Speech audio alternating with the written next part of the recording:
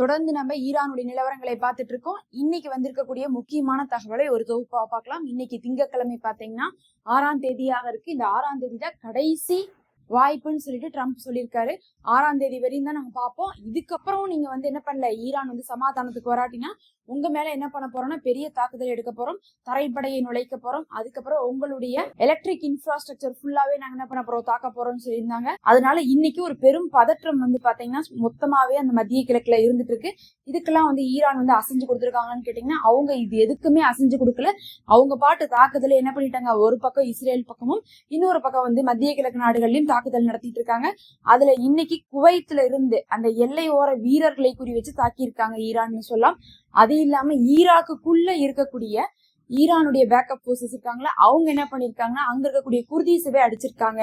அது இல்லாம பாத்தீங்கன்னா அங்க இருக்கக்கூடிய எர்பில் தளத்தை அடிச்சிருக்காங்க. அந்த பேக்கப் போர்ஸும் என்ன சொல்லிட்டு இருக்காங்கன்னா நாங்க பின்வாங்க மாட்டோம், ஈரானுக்கு ஆதரவாதான் இருப்போம்னு சொல்லிட்டு தாக்குதலை நிகழ்த்தி கொண்டே இருக்கிறாங்க. அதனால ஈரான் கொஞ்சம் கூட பின்வாங்கல. ஆனா இன்னைக்கு பாத்தீங்கன்னா ட்ரம்ப் கடைசி அப்படிங்கிற மாதிரிதான் சொல்லியிருக்காரு. இதே சமயத்துல நேத்து பாத்தீங்கன்னா ஃபுல்லா டாக் ஆஃப் த டேவா போயிட்டு இருந்த விஷயமே என்னன்னா, படைகளை அனுப்பி காப்பாத்தி கூட்டிட்டு வந்துட்டோம், எங்களுக்கு எங்களுடைய விமானிகள் தான் பொருள் இழப்பை விட மிக உயர்ந்தது, ஒரு உயிர் தான் எங்களுக்கு முக்கியம், நாங்க அவ்வளவு ட்ரெயின் பண்ணி வச்சிருக்கோம், அதனால அவங்கள நாங்க ஈரானுக்குள்ளேயே புகுந்து மலைப்பாங்கான பகுதிகளில் கூட மீட்டுட்டு வந்துட்டோம், இது எங்களுக்கு சாதனை வெற்றின்னு சொல்லிட்டு நேற்று அவர் போட்டிருந்தாரு. அதுக்கப்புறம் இந்த நொடி வரையுமே பாத்தீங்கன்னா ஈரான் அதுக்கு மறுப்பு தெரிவிக்கல அப்படிங்கிறதை பார்த்திருந்தோம்.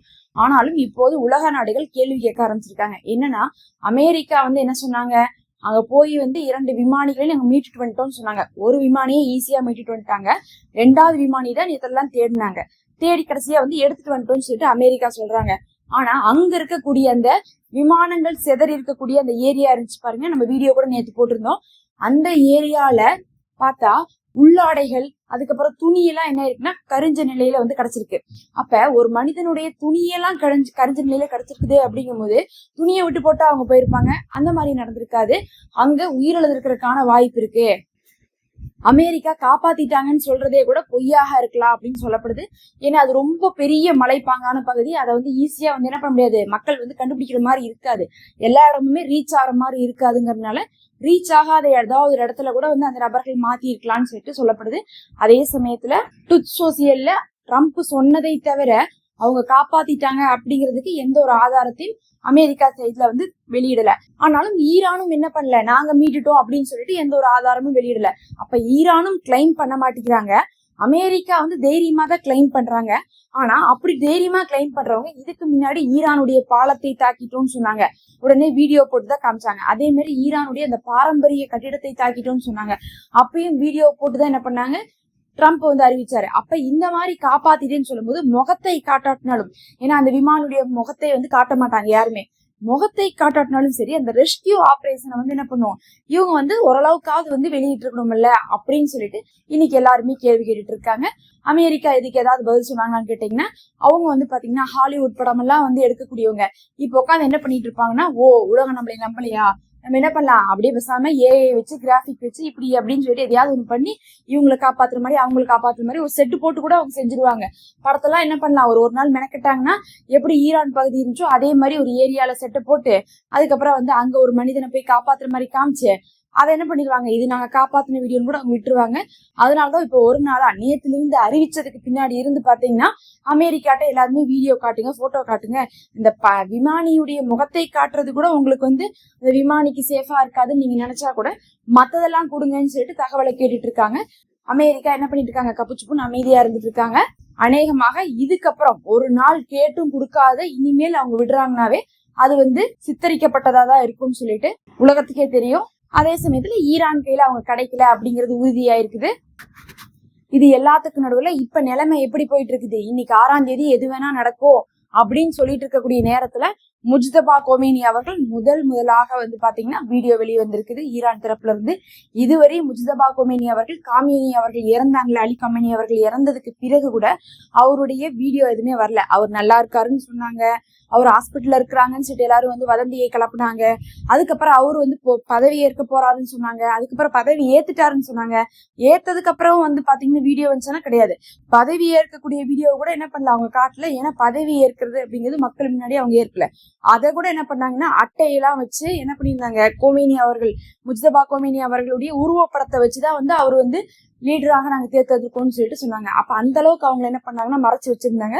இன்னைக்கு இத்தனை நாள் கழிச்சு முதல் ஈரான் மேல தாக்குதல் நடத்தப்பட்ட நாள்ல இருந்து இதுவரையும் வெளியே வராத முஜ்தபா கொமேனி அவர்கள் என்ன பண்றாங்க, வார் ரூமுக்குள்ள போற மாதிரியான ஒரு வீடியோ வெளியிட்டு இருக்காங்க. இது வந்து பாத்தீங்கன்னா தரைப்படைக்கான ஆரம்பம், சமிக்கைன்னு சொல்றாங்க. ஏன்னா இப்ப வார் ரூம் இருக்குன்னா அந்த ரூம்ல வந்து முஜ்தபா கொமேனி உட்காந்து எதையோ பாத்துட்டு இருக்க மாதிரி காட்டலாம். ஆனா அப்படி காட்டல. அவங்க என்ன சொல்றாங்க, எங்கிருந்தோ அவர் வந்து அப்படி நடந்து வராரு, நடந்து வந்து அந்த வார் ரூம்குள்ள போறாரு. அவ்வளவுதான், இதோட என்ன ஆயிடுச்சு, இனி முடிஞ்சு, இனி அடுத்த கட்டத்தை நாங்க ஆரம்பிக்க போறோம், இனி தரைப்படைக்கு நாங்க என்ன பண்ண போறோம், களம் இறங்க போறோம், அதுக்கான வேலைகளை தான் நாங்க காட்டுறோம்னு சொல்லிட்டு அவங்க என்ன கட்டுறாங்க, தரையில நடந்து வந்தே அவர் வந்து வார் ரூமுக்கு போற மாதிரி காமிச்சு அதுல நிறைய காரணங்கள் இருக்குன்னு சொல்லிட்டு ஆய்வாளர்கள் சொல்றாங்க. ஏன்னா வந்து பொதுவா இந்த மாதிரியான தரப்புல எல்லாம் வந்து பேசக்கூடிய விஷயம், ட்ரம்ப் தான் வந்து பாத்தீங்கன்னா முன்னுக்கு பின் முரணா பேசிட்டு இருப்பாரு.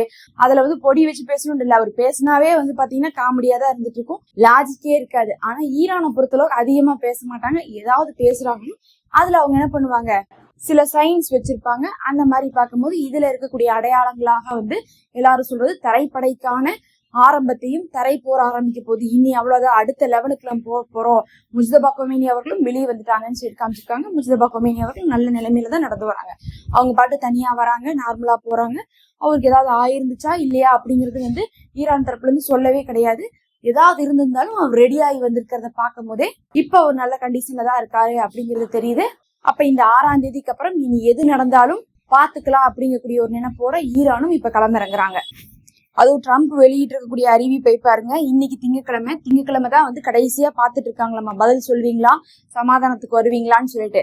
இன்னைக்கு நீங்க வராட்டினா நாளைக்கு Tuesday will be power plant day, the bridge day, all wrapped அப்படின்னு ஒன் இன் ஈரான் அப்படின்னு சொல்லியிருக்காங்க. அப்படின்னா என்னன்னா, எல்லா பிரிட்ஜையும் அழிப்போம், எல்லா பவர் பிளான்ட்டையும் அழிப்போம், அந்த மாதிரி சொல்லிட்டு கெட்ட வார்த்தையில எல்லாம் திட்டி வச்சிருக்காரு. திட்டினது மட்டும் இல்லாம கடைசியா வந்து பிரைஸ் டு அல்லாஹ், அல்லாஹுக்கே எல்லா புகழும் அப்படின்னு சொல்லிட்டு கெட்ட வார்த்தையை பேசினதுக்கு பிறகு அதை வேற போட்டு அல்லாஹையும் பழிக்கிற மாதிரி என்ன பண்ணிருக்காரு ட்ரம்ப் வந்து வெளியிட்டு இருக்காரு. இது இன்னைக்கு வந்து பாத்தீங்கன்னா வெறும் பேச்சாக போயிட்டு தான் இருக்குது.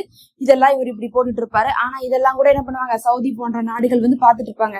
அவங்களுக்கு வந்து அல்லாஹுவை பத்தி பேசுறாங்க, அக்ஸா வந்து பறி போகுது, முஸ்லீம் மக்கள் இறக்குறாங்க, அதெல்லாம் முக்கியம் கிடையாது, எங்களுக்கு எப்படியாவது பாதுகாப்பு கொடுத்துருங்க அப்படின்னு சொல்லிட்டு தான் இந்த சவுதி, குவைத்து, பஹ்ரைனு, UAE இவங்க எல்லாம் நடந்து கொண்டு இருக்காங்க.